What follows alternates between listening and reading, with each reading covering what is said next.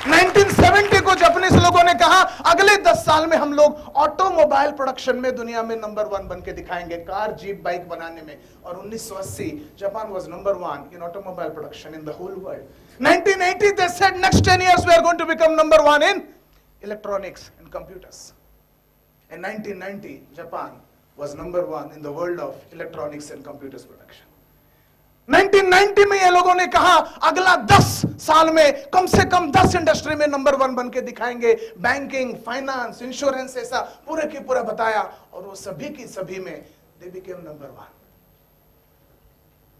आज अगर देखेंगे दुनिया के जो 10 कॉर्पोरेशन है, टॉप 10 कॉर्पोरेशन, उसमें से 7 जापानीज है।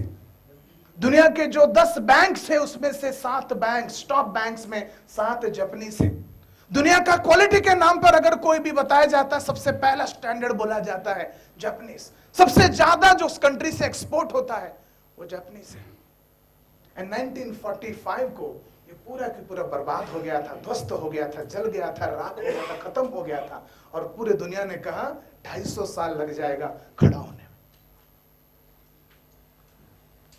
एंड जापानीज लोग जो बचे थे वो पूरे के पूरा उल्टा कर दिया।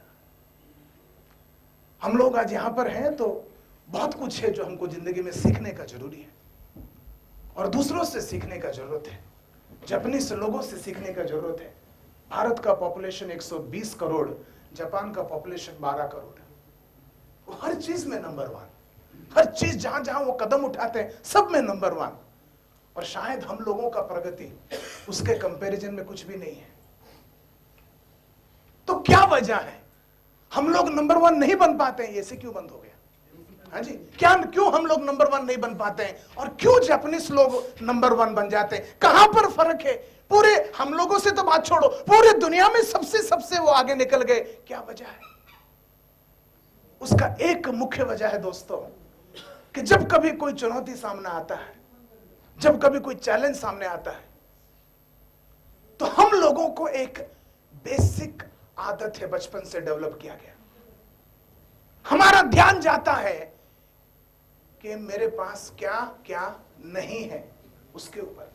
फॉर एग्जाम्पल 1950 में वो लोग जब टेक्सटाइल प्रोडक्शन के बारे में बात कर रहे थे, अगर वो लोग सोचते कि हमारे पास क्या क्या नहीं है, तो ना उनके पास मिट्टी था, ना उनके पास जमीन था, ना उनके पास टेक्नोलॉजी था, ना उनके पास पैसा था, ना उनके पास कुछ था। ना टेक्सटाइल प्रोडक्शन में तो नंबर 1 बनना नामुमकिन था। 1960 में ये लोगों ने बोल दिया आयरन एंड स्टील में नंबर 1 बन जाएंगे। ना आयरन ओर है, ना कोल है, ना स्टील प्लांट है, ना इलेक्ट्रिसिटी है, ना ह्यूमन पावर है, ना पैसा है, कुछ भी नहीं है। तो नंबर 1 कैसे बनेगा? जब तेरे पास कुछ भी नहीं है, नंबर 1 कैसे बनेगा? क्योंकि नंबर 1 बनने के लिए ये सब चाहिए ही नहीं। आपका ध्यान कभी भी उस तरफ होना ही नहीं चाहिए कि मेरे पास क्या क्या क्या क्या नहीं है। हर वक्त जब ये सवाल आता था कि तुम्हारे पास कुछ भी नहीं है, तो जापानीज लोग अपने दिमाग को इस तरफ फोर्स करते थे और अलग जगह पर देखते थे। ये मत देख कि क्या नहीं है, ये देख कि क्या है। तो मेरे पास क्या है? बोले जमीन नहीं है तो क्या है? अरे मिट्टी नहीं है, जमीन नहीं है, टेक्सटाइल प्रोडक्शन है, कुछ अरे है क्या? क्या नहीं है मत बोल, क्या है बोल। हार्ड वर्क है, मेहनत है, बस और कुछ नहीं है। मेहनत है ना, हाँ वो तो है, बस वो कर। क्या नहीं है उसके ऊपर ध्यान मत दे, क्या है उसके ऊपर ध्यान दे। और वो लोगों ने मेहनत किया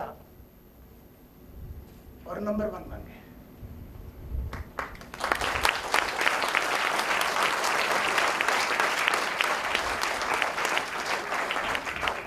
$1,35,000 कमाने के लिए क्या नहीं है वो मत देखो, क्या है उसके ऊपर ध्यान दो। क्या नहीं है का जो लिस्ट बनाएंगे ना वो कभी भी खत्म नहीं होगा। यहां शुरू होगा तो बॉम्बे में भी खत्म नहीं होगा। मगर क्या है अगर उसके ऊपर ध्यान दोगे, हाथ है आपके पास, पैर है, कान है, नाक है, चल सकते हो, बोल सकते हो, हिंदी आता है, बोलना आता है, दोस्त है, लोग हैं। अगर लिस्ट अगर देखोगे क्या क्या क्या क्या क्या क्या है, इट्स एन अनलिमिटेड लिस्ट। और हम हमेशा देखते हैं क्या क्या नहीं है और दुखी हो जाते हैं। आज हम लोगों के सामने चुनौती है कि आज के बाद अपना एटीट्यूड को परमानेंटली शिफ्ट करें। क्या नहीं है उसके ऊपर ध्यान ना दें, क्या है उसके ऊपर ध्यान दें। और मेरे को यकीन है कि आपके पास जो कुछ है, 2 हाथ, 2 पैर, आंख, हिंदी बोलने की शक्ति, ये काफी है 1,35,000 कमाने के लिए हफ्ते का।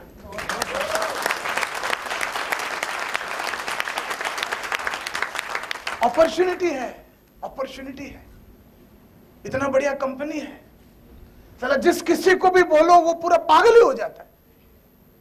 अरे 9,750 दे के अगर 9,750 का रिटर्न टिकट ले लिया तो सेकंड एसी में अगर मैंने देना मिलेगा, पूरा पैसा मिलेगा। हाँ मिलेगा।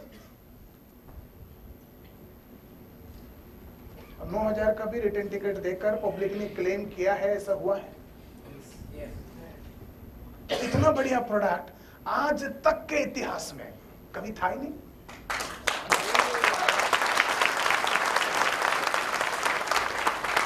मगर हम लोगों का ध्यान किधर है? क्या नहीं है, क्या नहीं है, क्या नहीं है, क्या नहीं है, और उसी के ऊपर ध्यान देते हैं। और हम बोलते हैं अब तुम्हारे पास पब्लिक तो है ना, गांव में पब्लिक तो है ना, सीखने की शक्ति तो है ना, पढ़ना आता है ना, आता है ना, आता है ना पढ़ाई, तो एक किताब खरीद के पढ़ सकते हैं ना सेल्स के बारे में। आंख तो है ना, दिखता है ना, तो क्या नहीं है? किताब नहीं तो खरीद लो, मिलता तो है तो पढ़ लो, जो नहीं आता है वो सीख लो। इतना बड़ा बिजनेस है, इतना बढ़िया कंपनी है। 11 साल से एकमात्र कंपनी जिसके ऊपर कंप्लेंट नहीं है, एक भी कंप्लेंट नहीं है इतिहास में, एकमात्र कंपनी।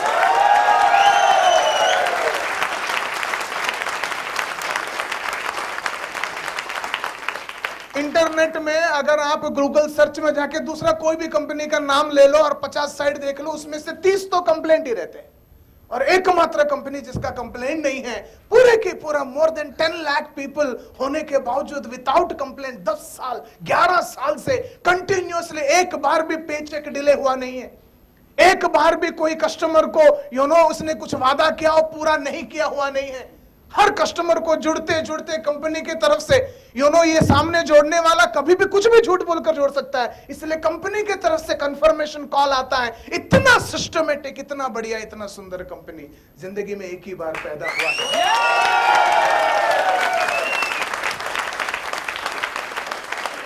मां कसम, तुम लोग अगर नैस्विच में सक्सेसफुल नहीं हो सकते हैं तो तुम्हारा अस्तित्व का कोई मतलब ही नहीं।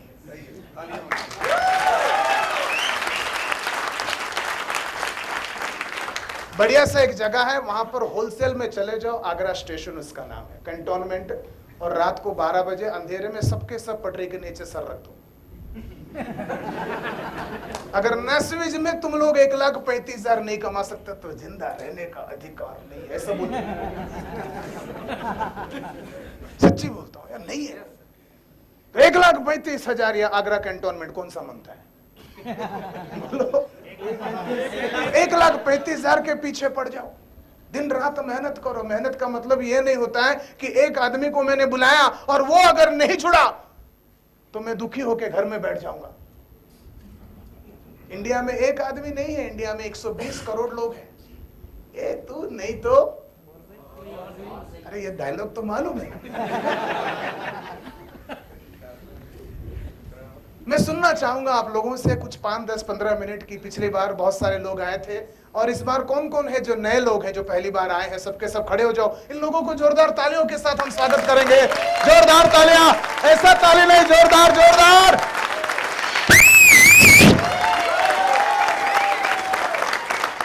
स्वागत है आप लोगों का। और आप में से कितने लोग ऐसे हैं जो ये नए लोगों में से 1 साल हो गया? वो लोग खड़े हो जाओ। 1 साल नहीं हुआ वो लोग खड़े हो जाओ। चलो 1 साल वालों बैठे रहो। 1 साल नहीं हुआ, कच्ची कली है अभी भी। हाँ? इतने सारे 1 साल भी नहीं हुआ, 1 साल नहीं हुआ, अभी भी 1 साल नहीं हुआ तो जोरदार। बहुत अच्छा। आप भी थे। बहुत अच्छा, तो स्वागत है आप लोगों का। बैठ जाइए, बैठ जाइए। मैं छोटा सा रिवीजन चाहूंगा कि जयपुर में आप लोगों ने क्या क्या सीखा, क्या क्या हुआ। ये माइक है क्या बेटा, वो हैंड माइक तो दे दीजिए। अगर हम 5-10 मिनट आप में से कोई भी बताएंगे क्या हुआ, क्या सीखा, क्या किया, क्या नहीं किया, क्या नहीं हुआ। I just wanted to get some feedback. हाँ बताइए। वो ऑन करना पड़ेगा शायद।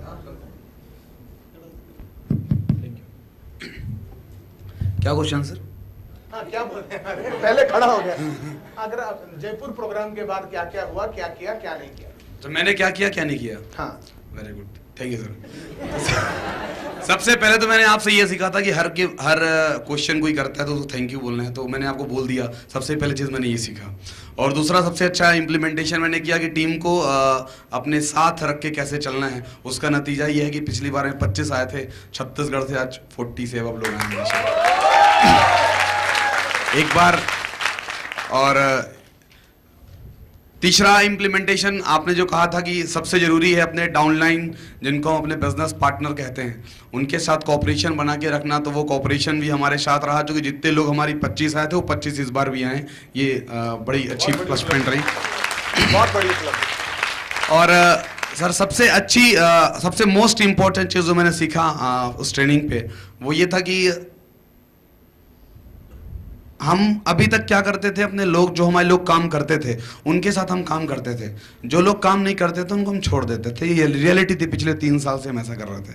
लेकिन अब हमने जो काम किया उन लोगों के साथ हमने ज़्यादा एफर्ट लगाया जो लोग हमारे साथ अभी तक बिजनेस में काम नहीं कर रहे थे।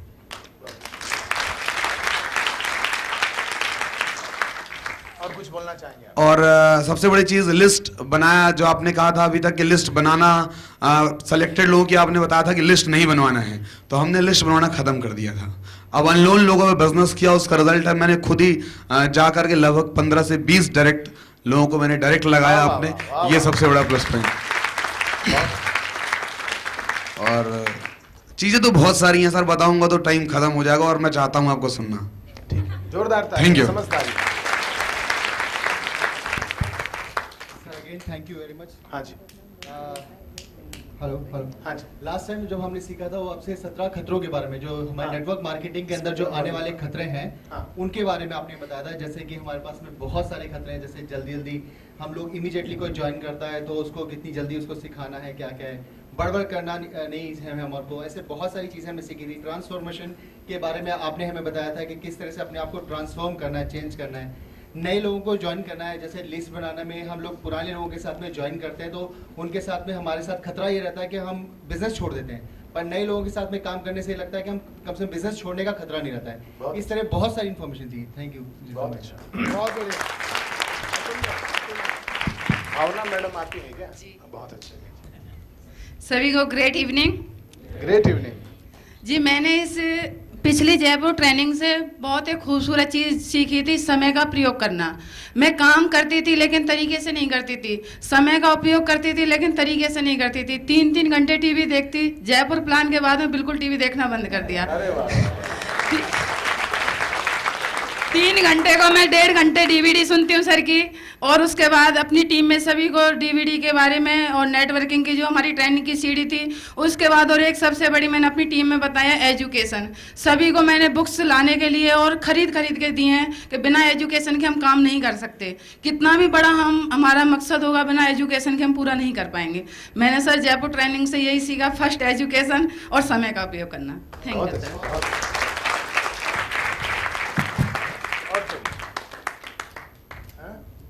और कोई कुछ बोलेंगे? Great evening. Great evening. Great evening. सबसे पहले मैंने ये सीखा कि लोगों को सुनना सीखा। मैंने पहले बहुत ज़्यादा बोलता था लेकिन बोलना मैंने बंद कर दिया। लोगों को सुनना सीखा, उनके बारे में, अपने बारे में बताने से पहले उनके भावनाओं को पहले पूरा सुना और उसके बाद लोगों को बताना चालू किया।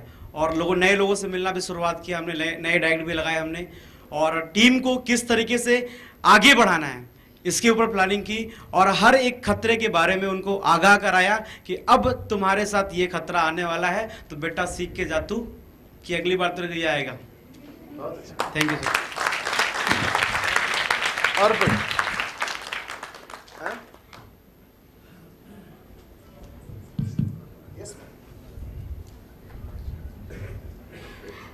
सर मैंने लास्ट टाइम सीखा, आपने जैसा बताया था कि आपने एक गेम खिलवाया था क्राउन एम्बेसडर बनने का तरीका, तो आपने बताया था कि ज़्यादा अपना दिमाग नहीं लगाना है, जैसा जैसा हमारे सीनियर कहते हैं वैसा वैसा करते जाओ, क्योंकि अपना दिमाग लगाने से ज़्यादा कुछ होने वाला नहीं है। ठीक है। और आपने बताया था कि एक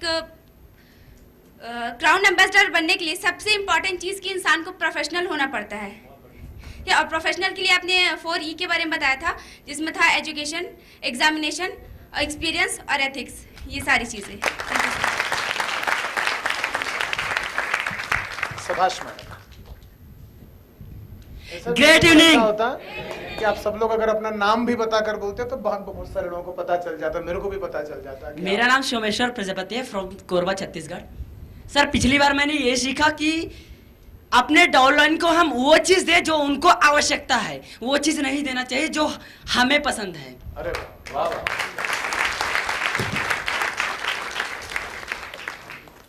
और बस कोई? Thank you sir. और हाँ हाँ थैंक यू बस, सर। बस। और कोई? हाँ? मैं खास करके जानना चाहूंगा जो आपने सीखकर इम्प्लीमेंट किया, ये किया ऐसा हुआ, ये किया ऐसा हुआ, ये प्रॉब्लम हुआ, ये ठीक हुआ, ये सही हुआ, ऐसा कुछ शेयरिंग चाहता हूं मैं आपने। सर वो जो आपने ताश की पत्ती वाला खेल बताया था, तो मेरे साथ तो पहली घटना तो ऐसी घटी कि मैं ट्रेन पे जा रहा था रायपुर सेमिनार लेने, तो टाई हुई तो लगाया था, शर्ट पैंट बढ़िया प्रोफेशनल था, हम बता रखा था अपने प्रोफेशनल रहना है, तो प्रोफेशनल ही था मैं। तो सामने वाला ही व्यक्ति बैठा हुआ था, तो मैं बड़ी देर से उधर देख रहा था, स्मार्ट सा था, कैसे बता दूं किसी तरह, मतलब सभी स्मार्ट हैं, आप ही लोगों की तरह था, आपकी तरह समझ लीजिए, बिल्कुल आपकी तरह। तो बिल्कुल स्मार्ट सा था, बिल्कुल मैं उससे बड़ी देर से देख रहा था, तो मैं उससे इम्प्लीमेंटेशन कर रहा था, कुछ बात करूँ, समझ में नहीं आ रहा था बात कैसे करूँ। तो चाय आई तो मैंने कहा भाई साहब चाय लेंगे? नहीं लेंगे बोलता है। क्यों नहीं लेंगे? मैंने कहा मुझे पिला दो। आप नहीं लोगे तो मुझे पिला दो। बोलता है हाँ पिला देंगे, लेकिन पैसे आपको देने पड़ेंगे। मैंने कोई दिक्कत नहीं, आप पी लो पियाओ, हम पैसे दे देंगे, कोई दिक्कत नहीं। काम शुरू हुआ, बातें शुरू हुई। अच्छा पत्ती तो मैं रखा नहीं था, खेलने वाला काम है नहीं, बनता था नहीं मुझसे, तो पत्ती उत्ती रखा नहीं था, बस ऐसे डिस्कशन मैंने उससे शुरू किया। तो बातें डिस्कशन करते करते करते करते बड़ी सारी बातें हुई। तो आपने वो एक वो दौड़ने वाला सिस्टम बताया था, तो मैंने ऐसे ही सक्सेस की बात करना शुरू किया, यार सक्सेस कैसे मिलता है, आप करते क्या हो ज़िंदगी में, क्या सोच रखा है, तो बड़ी सारी उसने ही बातें बताई, ये सोच रखा ये सोच रखा। फिर फाइनली मैंने अपने विजिटिंग कार्ड में पीछे कुछ विजिटिंग कार्ड बनवाए। एक्चुअल में ह्यूमन राइट्स में भी हूँ, तो मैंने उस पीछे सामने ह्यूमन राइट्स का लगाया, पीछे विजिटिंग कार्ड में कुछ 2-4 चीज़ें 7-8 चीज़ें उसमें लिखवा दिया। मैंने उससे पूछा इसमें सबसे बढ़िया क्या लगता है? बोलता घूमना फिरना। उस ये किसका है? बोलता घूमना फिरना मुझे बहुत अच्छा लगता है। मैंने कहा एक्चुअली में बड़ा अच्छी बात है यार, हमारा संयोग बहुत अच्छा है, जो कि भगवान जो करता है अच्छे के लिए करता है। हमसे आपको मुलाकात करवाया, बिल्कुल सही है, मैं घूमने फिराने का ही काम करता हूँ। बोला कहाँ काम करते हो? मैंने बताया मेरी खुद की कंपनी है, नेस्विस हॉलिडे। बोल दिया क्या जाता है, कंपनी अपनी है। हाँ क्योंकि उसका रीजन